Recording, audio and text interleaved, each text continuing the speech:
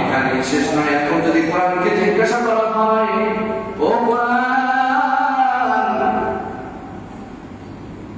তোমাকে কার প্রতি নাযিল করা হয়েছে, তোমাকে কার উপরে নাযিল করা হয়েছে?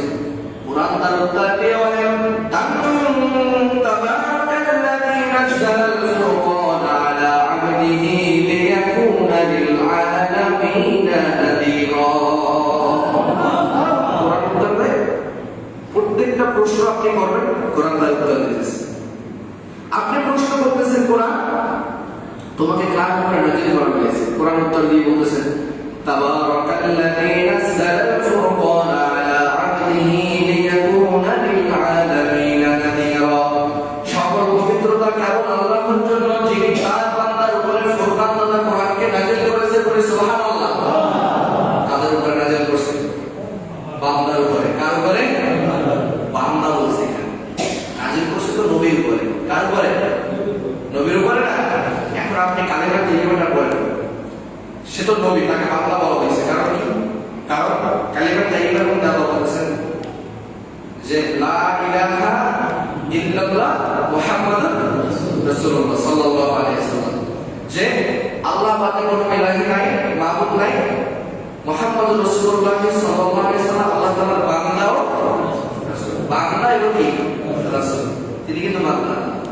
এজন্য আল্লাহ এখানে বান্দা উল্লেখ করেছেন। আল্লাহ বলেছেন, আমি আমার বান্দার উপরে কোরআন নাযিল করছি। বলে সুবহানাল্লাহ। এখন যদি কোরআনকে জিজ্ঞাসা করা হয়, কোরআন তোমাকে আরবি ভাষায় কেন নাযিল করা হয়েছে? চাইলে ইংরেজিতে নাযিল করা হতে পারে, বা বাংলা ভাষায়, ফার্সি, উর্দু, চাইনিজ, কত ভাষা আছে না? তাই তোমাকে আরবি ভাষায় কেন নাযিল করা হয়েছে বলো দেখি। তো কোরআন বলতেছে, ইন্না আনজালনাহু কুরআনান আরাবিয়্যান লাআল্লাকুম তা'কিলুন।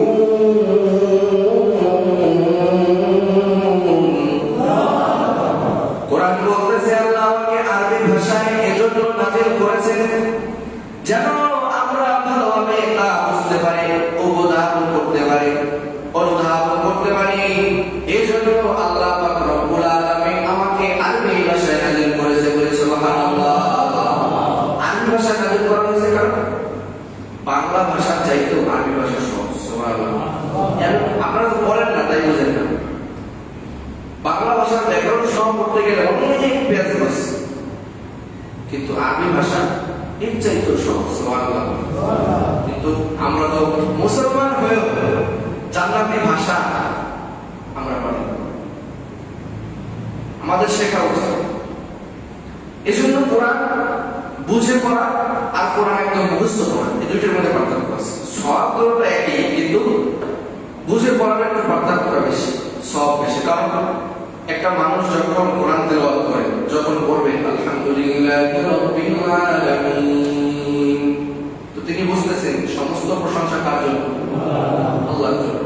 আর রহমানির রহিম, তিনি রহমান এবং দয়ালু। বলতে মালিক ইয়াউমিদ্দিন, তিনি বিচারকের মালিক। এক একটা আয়াত যখন আপনি নামাজের মধ্যে পড়বেন আর তার অর্থ বুঝবেন, তখন আপনার মজা লাগবে না? নামাজ পড়ার মধ্যে একটা আলাদা মজা থাকে, মন চাইতে তেলাওয়াত করতেই থাকি। সুবহানাল্লাহ। এরপর বলবেন ইহদিনাস সিরাতাল মুস্তাকিম, দেখো আমাদের সোজা পথ। সোজা পথ কি পথ? সিরাতাল মুস্তাকিম, সোজা পথ দেখো, ব্যাকা পথ দেখায় না। এজন্য সবসময় দোয়া করবেন আল্লাহর কাছে, আল্লাহ আমাদেরকে কি পথ দেখাও? সোজা পথ, যে পথটা জাহান্নামের দিকে নয়, যে পথটা গেছে কোথায়? জান্নাতের দিকে। সকলে বলে আমিন। এজন্য কোরআন বলতেছে আমাকে তোমরা যেন বুঝতে পারো, শিখতে পারো, অনুধাবন করতে পারো, এজন্য আমাকে আরবি ভাষায় সৃষ্টি করা হয়েছে। সুবহানাল্লাহ। এখন যদি কোরআনকে জিজ্ঞাসা করা হয়, কোরআন কোন মাসে তোমাকে নাযিল করা হয়েছে, কোরআন তার উত্তর দিতেছে। এখন বলেন, এই যে রামায়ণ, কত কিছু, গীত, এই যে কিতাবগুলো, এই যে বইগুলো, এগুলোর মধ্যে কি তার উত্তর তিনি নিজে দিয়ে দিয়েছেন? কখন নাই। আপনি পড়ে দেখে আমি বুঝতে নাই। আপনি কিতাব না পড়তে পারলেও আপনি গুগলে গিয়ে বাসায় গিয়ে সার্চ করবেন যে হিন্দুদের যতগুলো কিতাব আছে, খ্রিস্টানের যতগুলো কিতাব আছে, এই কিতাবগুলোর মধ্যে নিজের পরিচয় কখনো নিজে দিয়েছে কিনা দেখবেন। গুগল বলবে কখনো নেই, কিন্তু কোরআন বলতেছে কি নিজের পরিচয় নিজেই দিতেছে। সুবহানাল্লাহ বলেন। এখন কোরআন আল্লাহ নাযিল করছে, কোরআনের ভুল ধরবা, কোরআন পরিচয় নিজেই দিয়ে দিতেছে, তোমার ভুল ধরার দরকার নেই। তুমি এখন এই কোরআনের পরিচয় তুমি জানতে চাও, এখন কোরআন নাযিল করছে কি? জোরে বলেন আল্লাহ নাযিল করছে। এখন আল্লাহকে তুমি খুঁজে পাইবা পাওয়া যাবে না, তো কার কাছে জিজ্ঞাসা করবো? এই জন্য আল্লাহ যেন আমাকে জিজ্ঞাসা করা না লাগে, আল্লাহ বলতেছেন কোরআনের মধ্যেই আমি কি তুলে ধরছি, তার পরিচয় তুলে ধরছি। আলোচনা বুঝতেছেন? মাথা করে ঢুকতেছে তো? হ্যাঁ, এত দামি কিতাব পাওয়ার পরেও এরপর আমরা কি করতে চাই? কত বড় নির্লজ্জ বেহায়, গীত শুনতে যাই মজা লাগে। এরপরে এখন যদি কোরআনকে জিজ্ঞাসা হয় তোমাকে কোন দিনে নাযিল করা হয়েছে, কোন মাসে নাযিল করা হয়েছে, কোরআন বলতেছে শাহরু রমাদানাল্লাযী উনজিলা ফীহিল কুরআন। কোরআন ডাকে পায় আমাকে রমজান মাসে নাযিল করা হয়েছে, যে মাসটা 12 মাসের থেকে সবথেকে উত্তম মাস। সুবহানাল্লাহ। কোরআনের সাথে যে জিনিসটাই লাগে সেই জিনিসটাই দামি করে দেন কি আল্লাহ। আপনারা বলেন না কি দেয় আল্লাহ। মাসের সাথে কোরআন লাগছে, কোরআনের দাম বাড়ায় দিয়েছে কি? মাসের দাম বাড়ায় দিয়েছে কি আল্লাহ। এবার কোরআনকে যদি জিজ্ঞাসা করি কোন দিনে তোমাকে নাযিল করা হয়েছে, কোরআন তার উত্তর দিয়ে বলে ইন্না রাতে নাযিল করা হয়েছে। সুবহানাল্লাহ। কিসের রাতে? বদরের রাতে। 1000 মাসের চাইতে উত্তম। সুবহানাল্লাহ বলেন। যখনই কোরআনটা দিনের সাথে রাখছে, ওই দিনের ওই রাতের দাম বাড়াই দিয়েছে কে আল্লাহ। আল্লাহ বলেন কে আল্লাহ। আল্লাহ এই কথাই বলেন যে ইন্না আনজালনাহু ফি লাইলাতিল কদর ওয়া মা আদরাকা মা লাইলাতুল কদর লাইলাতুল কদরি খায়রুম মিন আলফি শাহর। শুধু 1000 না, 1000 বছরের চাইতেও লাইলাতুল কদরের রাতের দাম বেশি। সুবহানাল্লাহ। কোরআন লাগার কারণে রাতের দাম বাড়ায় দিয়েছে কে আল্লাহ। মাসের সাথে কোরআন লাগার কারণে মাসের দাম বাড়ায় দিয়েছে কে আল্লাহ। আবার যদি কোরআনকে জিজ্ঞাসা করা হয় হে কোরআন তোমাকে এই পৃথিবীতে নাযিল করার ধারা উদ্দেশ্য, এই কোরআন উত্তর দিবে।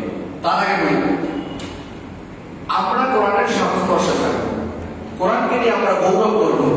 কোনদিন যদি বেঁচে থাকি, দুনিয়ায় যতদিন বেঁচে থাকবো, কোনদিন গ্রামের গীত এইটা সেইটা শোনার জন্য যাবো না ইনশাআল্লাহ। আল্লাহ আমাদেরকে হেফাজত করে। সকলে বলে আমিন। আল্লাহ বলে আমিন। এই কোরআন যার সাথে লাগবে সামান্য একটা কাঠ, নাম কি? রেহান। নাম কি? জোরে বলেন। কথা আওয়াজ আসে, জোরে বলেন। রেহানটা যখন গাছের সাথে থাকে তখন তার দাম নেই, ঠিক না? যখন গাছ থেকে প্রসেস হওয়ার পরে সুন্দর করে রেহান বানানো হয় তখন তার দাম নেই। যখন কোরআন শরীফটা তার উপরে রাখা হয় তখন ওই রেহানের দাম বাড়ায় দেখি আল্লাহ। জোরে বলেন। একটা কাঠ যদি নিচে পড়ে থাকে ওই কাঠ অনেকে বাড়ায় দেয়, ঠিক না? ওটার দাম নেই। কিন্তু যখন এই কাঠটা রেহানে পরিণত হয় সাথে সাথে রেহানে পাওয়া লাগার সাথে সাথে আপনারা কি করেন? সুবহানাল্লাহ বলেন। পাইছেন এই কোরআনের সাথে যেই রাখবে তার দাম বাড়িয়ে দেবে কে আল্লাহ। এরপরে আপনি কোরআনের একটা জুজদান আছে না, জুজদান, কোরআনের জুজদান, যেটা বলা হয় কাপড় দিয়ে আপনারা জুজদান বানান, কোরআনের হেফাজতে থাকে। যদি কাপড়ের দোকানে কাপড়ের গজ হিসাবে কাপড় থাকে তো কাপড়কে আপনারা দাম দেন, কিন্তু যখনই কোরআনের সাথে মিলে যায় জুজদান হিসাবে নিচে পড়ে গেলে উঠাইয়া কি করেন সাথে সাথে। সুবহানাল্লাহ। কাপড় দোকানে থাকা সত্ত্বেও তার কোনো দাম নাই, কিন্তু যখনই কোরআনের সাথে লাগছে তার দাম বাড়ায় গেছে কে আল্লাহ। চিল্লায় বলে আল্লাহ। এবার আমরা আবার কোরআনের দিকে চলে যাই। কোরআনকে যদি জিজ্ঞাসা করা হয় হে কোরআন এই পৃথিবীতে নাযিল করার ধারা, তোমাকে নাযিল করার ধারা উদ্দেশ্য কি, তো কোরআন তার উদ্দেশ্য বলতেছে লাতাখরুজান্না আন-নাসা মান যালামাহুম ইলা নূর। মানুষদেরকে অন্ধকার থেকে টেনে বের করে আলোর দিকে নিয়ে আসার জন্য আল্লাহ আমাকে নাজিল করেছে। মানুষ অন্ধকারের মধ্যে আছে, তাকে টান দিয়ে আলোর দিকে, নূরের দিকে নিয়ে আসার জন্য আমি কোরআনকে আল্লাহ নাজিল করছি। সুবহানাল্লাহ। তো আমাদের ফায়দা আছে না? আর জোরে বলেন কেন? এই কিছুদিন পর আরো ওই পুজো আসতে যাবেন না? হ্যাঁ, শোনার জন্য যাবেন না? আল্লাহ আমাদের হেফাজত করে সকলে বলে আমিন। লজ্জা লাগে, এত বেহায়া মানুষ কিভাবে হয়? লম্বা আলোচনা করছি, আর আলোচনা করার দরকার নেই। যতটুকু আলোচনা করেছে এর মধ্যে আল্লাহ আমাদেরকে আমল করার তৌফিক দান করে সকলে বলে আমিন। কি বলবো আপনাদেরকে, এ বিষয়ে লম্বা আলোচনা হয়েছে। আর কোনদিন রামের গীতা এইটা সেটা আমরা কোনদিন ছোট না, ইনশাআল্লাহ। বিবি বলতে পারে চলেন একটু যাই দেখে আসি, কত বড় আয়োজন করতেছে। এদের হাতের লাড়ু করে খেতে অনেক মজা, ঠিক না? বলে কি বলেন? ঢাকা শহরে আরো বেশি হয়, ঠিক না? ঢাকা শহর তো ঘুরে আসছে। ঢাকা শহরে এখানে কি হয়? ঢাকা শহরে আরো বেশি হয়, অবস্থা খুব খারাপ। এজন্য আর আমরা করি কি, একটা মাহফিল করতে চাই না, একটা মাহফিল করতে চাই কেন? মাহফিল আর উঠে দেওয়া যায় কিভাবে, এই চিন্তা করি, ঠিক না? আর তারা এত বড় বড় আয়োজন করে, মুসলমান সেটা দেখার জন্য ছুটে যায়। নাউযুবিল্লাহ বলেন। আমরা এত বড় বড় আয়োজন করবো মুসলমানরা, যেন মুসলমানদের আয়োজন দেখার জন্য হিন্দুরা আসে, ঠিক না? এসে সেটা দেখার পর কালের উপরে যেন মুসলমান হয়ে যায়। করে সুবহানাল্লাহ। আল্লাহ আমাদের তৌফিক দান করে সকলে বলে আমিন। এখন যদি আমার কোরআনকে জিজ্ঞাসা করা হয়, আচ্ছা আমরা তোমাকে মেনে আলোর দিকে আসলাম, এখন যদি আমরা মানি আপনাকে, আপনার আলোর দিকে আসি, তাইলে আমাদের লাভ কি? লাভটা কি হবে? এই কথাও কি লাভ, সেটা কোরআন আপনাদেরকে জানাই দিতেছে। কোরআন বলতেছে ফামান তাবিআ হুদায়া ফালা খাউফুন আলাইহিম ওয়ালা হুম ইয়াহজানুন। কোরআন চিল্লায় বলেন ফামান তাবিআ হুদায়া ফালা খাউফুন আলাইহিম ওয়ালা হুম ইয়াহজানুন। কোরআন ডাক দিয়ে বলতেছে যে ব্যক্তি আমাকে মানবে, জানবে, আনুগত্য করবে, আল্লাহ পাক রব্বুল আলামিন এই পৃথিবীতে তার কোনো ভয় থাকবে না, তার কোনো পেরেশানি থাকবে না। বাড়িতে সুবহানাল্লাহ বলেন। এই কোরআনের আনুগত্য যারা করবে, এই কোরআনের দিকে যারা ফিরে আসবে, কোরআনের সাথে চলবে, মেনে চলবে, আল্লাহ কোরআন বলতেছে যে তাদের কোনো দুনিয়ার মধ্যে বেঁচে থাকার কোনো ভয় নাই, কোনো পেরেশানি নাই, কোনো চিন্তা নেই। সুবহানাল্লাহ। আবার যদি কোরআনকে জিজ্ঞাসা করা হয়, ফায়দা তো হবে বুঝলাম, আমরা তো মানুষ, আমাদের রাজনীতি, অর্থনীতি, সমাজনীতি, কূটনীতি, কত কিছুর প্রয়োজন আছে না নাই? আরো জোরে বলেন আছে। এগুলো কি কোরআন তোমার মধ্যে আছে?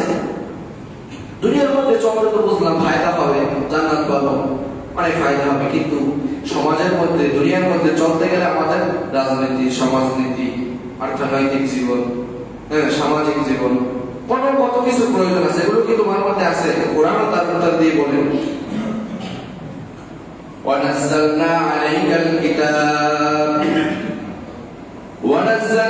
আলাইকাল কিতাবা তিবয়ানান লাকুম শাই'আন। হাদিসের মধ্যে আছে রাজনীতি নয়, অর্থনীতি নয়, সমাজনীতি নয়, তোমার জীবন চলার পথে যা কিছু প্রয়োজন হয়, কোনো কিছু আল্লাহ এই কোরআনের মধ্যে লিখতে বলে যান না। সুবহানাল্লাহ। এই কোরআনের মধ্যে সব কিছু আল্লাহ এক এক করে সব, তুমি কিভাবে রাজনীতি করবা, সমাজনীতি কিভাবে করবা, তোমার পারিবারিক জীবন কিভাবে চালাবা, রাষ্ট্রীয় জীবন কিভাবে চালাবা, সবকিছু কোরআনের মধ্যে লিখে দিয়েছেন কে? আল্লাহ। বলেন কে? এখন একটা কথা, এই যে এতক্ষণ কথা আমরা শুনলাম, আমি বললাম, এই কথার মধ্যে একটা কথা বানিয়ে বলছি, জোরে বলেন, সব কথাগুলো আমি কোরআন থেকে বলছি, ঠিক না? একটা আয়াত বলছি, কোরআন কি বলতেছে সেটার অর্থ বলছি, তাই তো? কোনো কথা আমি বানিয়ে বলি নাই। এখন এটাও আল্লাহ তাআলা গ্যারান্টি দিতেছেন যে নবী তোমাদেরকে এই কোরআনের মাধ্যমে তোমাদেরকে অনেক কিছু জানাইছেন, মেসেজ দিয়েছেন, এগুলো কখনো মিথ্যা নয়। তোমরা যদি মিথ্যে মনে করো তাইলে শুনে নাও আমি নবীর ব্যাপারে কি বলতেছি। আল্লাহ বলেন ওয়ালাউ তাকাওয়ালা আলাইনা বা'দাল আকাওয়িল, আল্লাহ নবীকে থ্রেট করে বলতেছেন যদি নবী নিজে কোনো কথা কাফের মুশরিক সহ মক্কার মানুষদেরকে, সারা মানুষদেরকে বানায়া নিয়ে মন করা যদি কোনো কথা বলতেন, আমি আল্লাহ তাআলা আখাযনা মিনহু বিল ইয়াতিম, আল্লাহ পাক রব্বুল আলামিন তাকে আমি ডান হাত ধরে চেপে ধরতাম। ডান হাত চেপে ধরার পর নবীর ডান হাত চেপে ধরে লা আখাযনা মিনহু বিল ইয়াতিম সুম্মা লাকাতানা মিনহুল ওয়াতিন, তারপরে তার ঘাড়ের রগটাকে আমি চেপে ধরে ছিঁড়ে ফেলতাম। করি সুবহানাল্লাহ। কাকে বলতেছে? নবীকে বলতেছে। নবী আপনি যদি মন করা কোনো কথা বলতে লা আখাযনা মিনহু বিল ইয়াতিম, আপনার ডান হাত চেপে ধরতাম। এবার বলতেছেন সুম্মা লাকাতানা মিনহুল ওয়াতিন, আপনার ঘাড়ের রগ আমি ছিঁড়ে ফেলতাম। সুবহানাল্লাহ। একটা কথারও বানানো। এরপরে যে মন করা কিছু বলে নাই, আল্লাহ যা শিক্ষা দিয়েছেন তাই নবী আমাদেরকে শিক্ষা দিয়েছেন। এটাও আল্লাহ তাআলা বলতেছেন ওয়া মা ইয়ানতিকু আনিল হাওয়া, সে নিজে মন খেয়ালি ভাবে নিজের সুবহানাল্লাহ। সে এমন একটি কিতাব যার প্রত্যেকটা শব্দ বিন্যাস আমাদের জন্য শিক্ষা রয়েছে। সুবহানাল্লাহ। কত সুন্দর করে আল্লাহ তাআলা কোরআনকে সাজাইছে। আল্লাহ বলেন আর রহমান আল্লামাল কুরআন খলাকাল ইনসান আল্লামাহুল বায়ান, কত সুন্দরভাবে শেষে নূন, শেষে কি নূন, ওয়াশ-শামসি ওয়া দুহাহা ওয়াল কমারি ইযা তালাহা ওয়ান নাহারি ইযা জাল্লাহা ওয়াল লাইলি ইযা ইয়াগশাহা। সুবহানাল্লাহ। শেষে কি দিয়েছে? সবগুলো হা হা হা। এত সুন্দর করে আল্লাহ কোরআনকে সাজাইছেন। এই কোরআন দেখার পর, এই কোরআন শোনার পর অনেক কাফেররা কালিমা পড়ে মুসলমান হয়ে গেছে। সুবহানাল্লাহ। এত সুন্দর কোরআন আল্লাহ আমাদেরকে দিয়েছেন। এজন্য এই কোরআনের অনেক দাম। এই কোরআনের সাথে যারা সম্পৃক্ত হবে আল্লাহ তাদেরকে দামি বানাই দেবে। হযরতে ওমর রাদিয়াল্লাহু তাআলা আনহু কাফেরদের বড় লিডার ছিলেন।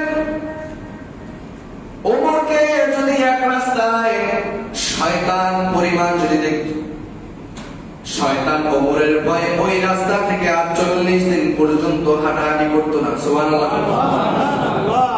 ওমর যখন ইসলাম গ্রহণ করেন নাই, একদিন নবীজি সাল্লাল্লাহু আলাইহি ওয়াসাল্লাম দ্বীনের দাওয়াত দিতেছেন। দ্বীনের দাওয়াত দিতে ওপেনে দিতে পারে না, লুকিয়ে লুকিয়ে দাওয়াত দিতেছেন। একদিন সাফা পাহাড়ের মধ্যে বসে আল্লাহ পাক রব্বুল আলামিনের নবী মুহাম্মদুর রাসূলুল্লাহ সাল্লাল্লাহু আলাইহি ওয়াসাল্লাম আল্লাহর কাছে বলতেছেন, আল্লাহ, তাহাজ্জুদের নামাজ পড়ে আল্লাহর কাছে দুইটা হাত উত্তোলন করলেন আর বললেন, আল্লাহ, ওই যে মূর্তি পূজা করে, এমন পূজা করে ওগুলো আমি দেখতে পারি না। নবী হয়ে আমি ওগুলা দেখতে পারি না। তারা তো পূজা করবে একমাত্র আল্লাহর, তা আপনি তো আগুনের পূজা করে, মূর্তির পূজা করে। ও আল্লাহ, আমাকে তুমি একটা শক্তি দান করো, একা আর কাজ করতে পারি না। এইবার নবীজি সাল্লাল্লাহু আলাইহি ওয়াসাল্লাম তাহাজ্জুদ পড়ে তো এখানে হাত উত্তোলন করছেন। এবার আল্লাহর কাছে দোয়া করতেছে, আল্লাহ, মক্কার জমিনের মধ্যে কাফেরদের লিডার হয়তো আমার চাচা আবু জাহেল, নয়তোবা ওমর ইবনে খাত্তাবকে আমার পক্ষে তুমি দান করে দাও। করে সুবহানাল্লাহ। এইবার এমন দোয়া দিছে, এই দোয়াটা আল্লাহ তাআলা ওমরের জন্য কবুল করছে। সুবহানাল্লাহ। আবু জাহেলের জন্য কবুল করেন নাই, করছেন কার জন্য? ওমরের জন্য। এইবার ওমর তো ওদিকে ঢোল বাজনা বাজতেছে আর বলতেছে, যে ব্যক্তি মুহাম্মাদের কল্যাণে যেতে পারবে সেই ব্যক্তিকে অনেক বড় উপহার দেওয়া হবে। আমাদের লিডারের মধ্যে বড় লিডার বানিয়ে দেওয়া হবে। ওমর বলতেছে এগুলো আমার কাছে কোনো ব্যাপারই না। এইবার ওমর বলে কিছুদিন সময় দেন, আমি মুহাম্মাদের বল্লায় আপনাদের হাজির করবো। নাউজুবিল্লাহ। খেয়াল করে শোনেন, ওমর ফারুক রাদিয়াল্লাহু তাআলা আনহু তখনও কালিমা রশি গলায় লাগায় নাই, ইসলাম ধর্ম গ্রহণ করেন নাই। কিন্তু এই কোরআন এমন একটা কোরআন যে কোরআনের তেলাওয়াত শোনার জন্য আবু জাহেল সহ কাফের বেশে বেঈমানরা এবং ওমর ফারুক সহ লুকিয়ে লুকিয়ে মসজিদে নববীর কাছে গিয়ে, মক্কার কাছে গিয়ে তার ঘরের পাশে বসে তেলাওয়াত শুনতে বলে। সুবহানাল্লাহ। বলে আমরা কাফের হইতে পারি, আমরা অন্যান্য হইতে পারি, মুহাম্মদ ও আসল নবী না, আর আল্লাহ নাই, এগুলা মানতেন না। কিন্তু কোরআন যে মানুষের বানানো কিতাব না, এটা কখনো অবাধ্যতা করতেন না। সুবহানাল্লাহ। এটা আল্লাহর বানানো কিতাব। তারা নিজেরাই বলতেন যে এটা কোনো মানুষের বানানো কিতাব না। এমন ভাবে নবীজি তেলাওয়াত করতেন, সেই তেলাওয়াত শোনার জন্য ওমর ফারুক রাদিয়াল্লাহু তাআলা মসজিদের পাশে গিয়ে শুনতেন। একদিন শুনতেছেন, এমন সুন্দর করে কণ্ঠ দিয়ে কোরআন তেলাওয়াত করতেছেন ইশার নামাজের মধ্যে। আল্লাহ তাআলা ওমরকে 3টা ধাক্কা দিয়ে তারপরে কালেমা পড়ে মুসলমান বানিয়েছেন। কয় ধাক্কা? একটা দিছিলেন ওই যে নবীর তাহাজ্জুদের দোয়া, কলমের মধ্যে ধাক্কা লাগছে, এখন শুধু কোরআন তেলাওয়াত শোনার জন্য আসে। সুবহানাল্লাহ বলেন। এমন ধাক্কা দিয়েছে। এইবার কোরআন তেলাওয়াত করতেছেন, ইশার নামাজে নবীজি দাঁড়াইছে, আল্লাহু আকবার। সূরা হাক্কা থেকে তেলাওয়াত শুরু করছে। নবীজি সূরা হাক্কা থেকে তেলাওয়াত করার পর মনের মধ্যে ওমরের একটা প্রশ্ন জাগলো যে এই কোরআনটা কিসে, কে বানাইলো, এই কোরআনটা কি? তখনই নবীজি একটা আয়াত পড়তেছেন নামাজের মধ্যে। নবী কিন্তু জানে না যে ওমর দাঁড়ায় দাঁড়ায় আমার তেলাওয়াত শুনতেছে, কিন্তু আল্লাহ তার দিলকে নরম করার জন্য আয়াতের সাথে তার প্রশ্নের সাথে মিলাই দিতেছে। আল্লাহ নবী বলতেছেন, পড়তেছেন নামাজের মধ্যে, ইন্নাহু লাকাউলু রাসূলিন কারীম। এটা একজন সম্মানিত রাসূলের বাণী। সুবহানাল্লাহ বলেন। নবী নামাজের মধ্যে পড়তেছে আবার ওমরের প্রশ্ন, মনে মনে প্রশ্ন জাগতেছে। ওমরের মনের মধ্যে প্রশ্ন জেগে উঠলো, কি ব্যাপার, এত সুন্দর গাঁথনি অন্তমিল কিভাবে হয়, এত সুন্দর কোরআন? আল্লাহ নবী বলতেছেন, আল হাক্কাতু মাল হাক্কা ওয়া মা আদরাকা মাল হাক্কা কাযাবাত সামুদ ওয়া আদুন বিল কারিয়া ফাআম্মা সামুদ ফাউহলিকু বিত-তাগিয়াতি আল্লাহু আকবার। এত সুন্দর ভাবে গাঁথনি, এত সুন্দর সুন্দর কথা। মনের মধ্যে যখন প্রশ্ন জাগলো, কি ব্যাপার, এত সুন্দর গাঁথনি, এটা কি? এটা কি কবিতা নাকি? এত সুন্দর গাঁথনি, এটা তো কবির কবিতা হতে পারে। তখনই আল্লাহর নবী নামাজের মধ্যে তেলাওয়াত করতেছেন আর বলতেছেন, ওয়া মা হুয়া বিকাউলি শাইরিন কলিলাম মা তুমিনুন। চিল্লাউলি আল্লাহু আকবার। ওমরের কলিজার মধ্যে প্রশ্ন জাগতেছে আর নবী ওখান থেকে উত্তর দিয়ে দিতেছেন, কিন্তু নবী জানে না ওমর ওখানে কি দাঁড়ানো। আল্লাহ তার প্রশ্নের সাথে উত্তর দিয়ে দিতেছে। সুবহানাল্লাহ। এবার বলতেছেন যে ওমা হুয়া বিকাউলি শাইরিন কলিলাম মা তুমিনুন। এটা কোনো কবির কাব্য নয়, কবির বানানো কবিতা নয়। তোমরা খুব অল্প সংখ্যক লোক এর উপরে ঈমান পোষণ করো। সুবহানাল্লাহ। এটা শোনার পর অবাক হয়ে গেলেন, কি ব্যাপার, মুহাম্মদ আমার মনের কথা কিভাবে জানলো? আমি কি প্রশ্ন করতেছি উত্তর তিনি দিয়ে দিতেছেন। তিনি আমাকে দেখে, তাকায় দেখেন না, দেখে না, তিনি তো নামাজ পড়তেছেন। কি হইল? তাইলে মনে হয় তিনি কোনো গণক। তিনি গুনে গুনে বলতেছেন যে আমার মনে কি চলতেছে, সেই উত্তর তিনি দিতেছেন। বলি নাউজুবিল্লাহ। আরো জোরে বলি না? কি নবী কি গণক ছিল? গণক ছিল না। কেরামতি কার? আরো জোরে বলেন কার? এরপরে এটা বলার পর ওমর জিজ্ঞাসা করতেছেন, এটা মনে হয় কোন গণকের গণনা, গণকের বানানো কাহিনী। তখনই নবীজি আবার বলা শুরু করলেন, ওয়ালা বিকাউলি কাহিনিন কলিলাম মা তাযাক্কারুন। আল্লাহ বলতেছেন এটা কোনো গণকের গণনাও নয়, তোমরা খুব অল্প সংখ্যক লোক এটার উপরে উপদেশ গ্রহণ করো।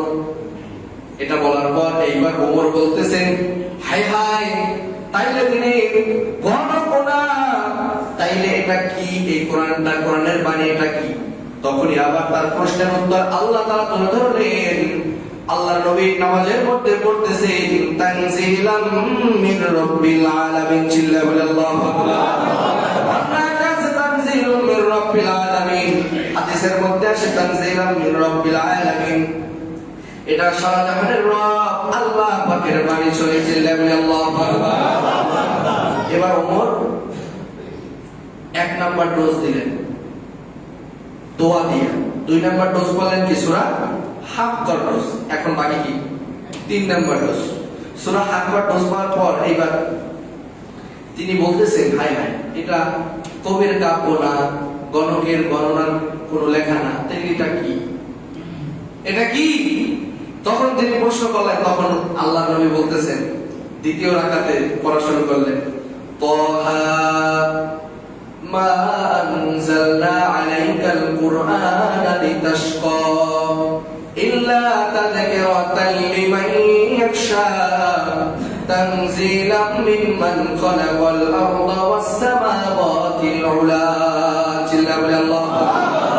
আল্লাহ পাক রব্বুল আলামিন বলেন, তাহা তানজিলাম মিম্মান খালাকাল আরদা ওয়াস সামাওয়াতিল উলা, তোমাদেরকে বানানো হয়েছে এই কোরআনকে, উনি বানিয়েছেন যিনি আসমানকে এবং জমিনকে, সুউচ্চ জমিনকে বানিয়েছেন, সেই আল্লাহ এই কোরআনকে বানিয়েছে, বলে সুবহানাল্লাহ। এবার ওমর এমন ধাক্কা লাগছে ওমরের যে আয় হায়, এটা তো মানুষের বানানো কিতাব, এত সুন্দর গাঁথনি, এত সুন্দর প্রশ্ন উত্তর, আসলে আমি ভুলের মধ্যে আছি। দুই নম্বর ধাক্কা, তিন নম্বর ধাক্কা বাকি, সংক্ষেপে শেষ করতে হবে। তিন নম্বর ধাক্কা দিবে ওমরকে শয়তানে ওয়াসওয়াসা দিতেছে। ওমর মনে আছে ওই যে কল্লা আনার কথা, নবীর কল্লা এনে দিতে হবে, বলতেছে মনে আছে মানে 100%। রওনা করলেন একদিন তলোয়ার নিয়ে কল্লা আনার জন্য মুহাম্মদের পরে, নাউজুবিল্লাহ। এইবার ওমর রওনা করলেন। রওনা করার পর ওদের মধ্যে একজন বলতেছেন, ওমর কোথায় যাচ্ছ? ওমর বলতেছেন, মুহাম্মাদের কল্লা আনার জন্য যাচ্ছে। ওই লোক ডাক দিয়া বলেন, ওমর শুনে নাও, শুনে নাও, তোমার বোন এবং ভগ্নিপতি ফাতেমা বিনতে খাব্বাব ও সাঈদ, তোমার এই বোন আর ভগ্নিপতি দুইজনে কালিমা ছায়াতলে কালিমা পড়ে মুসলমান হয়ে গিয়েছে। এখানেই শেষ নয়, গিয়ে দেখো তারা মুহাম্মাদের উপরে নাযিলকৃত সেই কোরআন ঘরের মধ্যে বসে তেলাওয়াত করতেছে, বলে সুবহানাল্লাহ। নিজের ঘরের মধ্যে ইসলাম ঢুকে গেছে, সুবহানাল্লাহ বলে না? এইবার তিন নাম্বার ডোজ দিবেন আল্লাহ তাকে, ওই যে আল্লাহর নবী দোয়া করছেন, তিন নাম্বার ডোজ দিবেন। এটা শোনার পর ওমর আর মুহাম্মাদের দিকে যাচ্ছেন না, বলেন মুহাম্মাদের কল্লা পরে আনবো, আগে আমার বইন আর ভগ্নিপতির কল্লা এনে দেব, সুবহানাল্লাহ বলেন। যখন ঘরের দরজায় গিয়ে ডাক দিলেন, ডাক দেওয়ার পর বলতেছেন কে? বলে আমি ওমর। যখন ওমর বললেন, হামজা ইবনে আব্দুল মুতালিব বলেন যে আমি ঘরের মধ্যে বসে তাদেরকে কোরআন তেলাওয়াত শোনাইতেছিলাম, সূরা তাহা দিয়ে, সুবহানাল্লাহ বলেন, সূরা তাহা দিয়ে তেলাওয়াত শোনাইতেছিলেন বোনকে আর ভগ্নিপতি। যখন তেলাওয়াত শোনাইতেছেন তো হামজা যখন শুনছেন যে ওমর আসছে, হামজা লুকিয়ে গেছে। এইবার বোন গিয়ে দরজা খুলে দিল। ওমর ফারুক রাদিয়াল্লাহু তাআলা আনহু এমন জোরে আঘাত করলেন তলোয়ারের পিঠ দিয়ে, বোন রক্তাক্ত হয়ে গেল। ভগ্নিপতিকেও মারলেন। কিরে তোরা আমার মান সম্মান সব শেষ করে দিবি, তোরা নাকি ওই যে এক আল্লাহর কালিমা গলায় রশি লাগাইছো, কি ব্যাপার, কি ব্যাপার, এটা কেন করছো? ওই বোনের মুখ থেকে, জবান থেকে একটাই কথা বের হয় আর বলে, ওমর ভাই তুমি আমাকে মারতে মারতে রক্তাক্ত করে ফেলাও, মারতে মারতে যদি মেরে ফেলা হয়, যারা পরিবার ইমাম থেকে আমি বিচ্ছিন্ন হব না।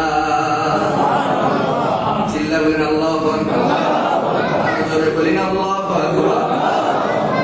এইবার ওমর বলতেছে হায় হায় কি এমন কি লাগাইলো না, এত কি মজা। যখন শুনতে পাইলেন বলে তোর কি শুনছ আমার শোনা তো, সুবহানাল্লাহ বলেন না। এইবার খাব্বা এই হামজা তো পিছনে লুকানো, হামজার কাছ থেকে চামড়ার যে কোরআন লেখা চামড়ার কাগজটা নিয়ে আসছে। আসার পরে বলতেছে ভাই কোরআন তোমার হাতে দেওয়া যাবে না, কারণ তুমি না পাক। সুবহানাল্লাহ বলেন না। তুমি আগে কি গোসল করে আসো। এমন রাগ ওমরের, ওমর বোনের কথা শুনতেছেন, হাঁটতেছেন। কার খেলা? জোরে বলেন কার? ওমর বলতেছেন ঠিক আছে, গোসল করে আসলেন। আসার পর বলতেছেন এখন পড়ো। তিনি হাতে নিলেন, এখন পড়তেছেন তাহা মা আনসালনা আলাইকাল কুরআনা লিতাশকা ইল্লা তাযকিরাতাল লিমান ইয়াখশা তানজিলাম মিম্মান খালাকাল আরদা ওয়াস সামাওয়াতিল উলা। চিল্লাল্লাহু। এই আয়াত যখন পড়লেন যতই পড়ে ততই মুগ্ধ হয়। এইবার বোনকে বলতেছে বোন ও হামজা লুকায় থাকার দরকার নাই, একটু বের হও, আমার মায়ার নবী কোন দিকে আছে বলে চিল্লাইবেন আল্লাহু আকবার। মায়ার নবী কোন দিকে আছে আমাকে একটু দেখায় দাও, পথটা দেখায় দাও। ডাক দিয়ে হামজা বলতেছেন ও ওমর আমার মায়ার নবী সাফার পাহাড়ের পর্বতের নিচে একটা গুহার মধ্যে তিনি বসবাস করতেছেন, তিনি সেখানে ধ্যানমগ্ন আছেন, সেখানে যাও। এইবার ওমর রওনা করলেন তলোয়ার নিয়ে। তলোয়ার নিয়ে যখন সাফার পাশে যখন গেলেন, এইবার দূর থেকে হামজা দেখতেছেন, নবীজির চাচা হামজা দেখতেছেন হাই হাই ওই দেখি ওমর আসতেছে তলোয়ার নিয়ে। এইবার আল্লাহর নবীকে বলতেছেন ও নবী আমার আপনি তাড়াতাড়ি করে গুহার থেকে বের হয়ে পালিয়ে যান, ওমর আসতেছে আপনাকে তলোয়ার নিয়ে মারার জন্য। এইবার নবী ডাক দিয়ে কয় ও আমার চাচা হামজা ভয় পাওয়ার কোনো দরকার নাই, ভয় পেও না, ভয় পেও না। আমি একদিন তাহাজ্জুদের নামাজ পড়ে আল্লাহর কাছে দোয়া করেছিলাম, দুইটা হাত উত্তোলন করে। সেই দোয়ার প্রতিফলন মনে হয় আল্লাহ এখনই শুরু করে দিয়েছে। ওমর মারতে আসে নাই, ওমর আমার কল্যাণ নিতে আসে নাই, ওমর আসছে আমার কালিমার রশি গলায় লাগাইয়া নিজেই মরার জন্য আসতেছে। বলে সুবহানাল্লাহ, জোরে বলি না। এইবার ওমর আসতেছেন, সবাই বসে আছেন, সাহাবীরা সহ নবী বসে আছেন। এইবার ওমর এসে নবীর পায়ের কাছে পড়লেন, পায়ের কাছে পড়ে নবীকে বললেন নবী আমার আমাকে মাফ করে দেন, পড়ায় দেন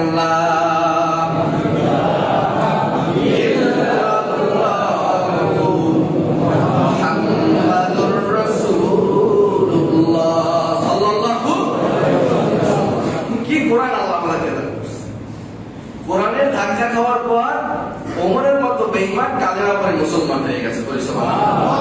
এখন তার নামের শেষে রাদিয়াল্লাহু তাআলা আল্লাহ তার উপরে রাজি খুশি গেছে। সুবহানাল্লাহ বলেন না। এই কোরআন পারে না এমন কোন জিনিস নাই।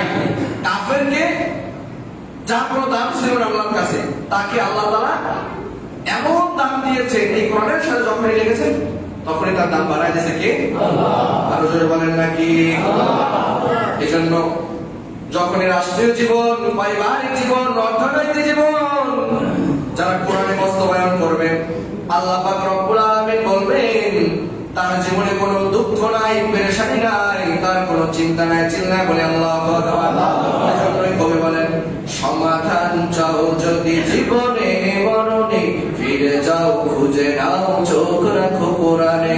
সবাই বলেন সমাধান চাও যদি জীবনে মরণে, ফিরে যাও খুঁজে নাও চোখ রাখো কোরআনে। তবেই পাবে সুখ শান্তির ঠিকানা, যদি মেনে নাও তুমি মনে প্রাণে। সমাধান চাও যদি জীবনে মরণে, ফিরে যাও খুঁজে নাও চোখ রাখো কোরআনে। এ তো চির আমলান চির মুক্তির ডাক, এ যে মহাবাণী খোদার কালামে পাক। চিল্লাবেন আল্লাহু আকবার। চির আমলান চির মুক্তির ডাক, এ যে মহাবাণী খোদার কালামে পাক। এই দুনিয়ায় আর সেই দুনিয়া, এই দুনিয়ায় আর সেই দুনিয়া, দিয়া মুক্তি পাবে তুমি দোজাহারে। সমাধান চাও যদি জীবনে মরণে, ফিরে যাও চোখ রাখো কোরআনে। সমাধান চাও যদি জীবনে মরণে, ফিরে যাও খুঁজে নাও চোখ রাখো কোরআনে। সকলে বলি ইনশাআল্লাহ। আল্লাহ যতটুকু কথা আমাকে বলাইছেন আপনাদেরকে শোনার তৌফিক দান করেছেন, আল্লাহ আমাদেরকে আমল করার তৌফিক দান করে। সকলে বলি আমিন। ওয়া আখিরু দাওয়ানা আলহামদুলিল্লাহি রাব্বিল আলামিন। যারা সুন্নাত পড়েন চাঁদা কামলা জমা করে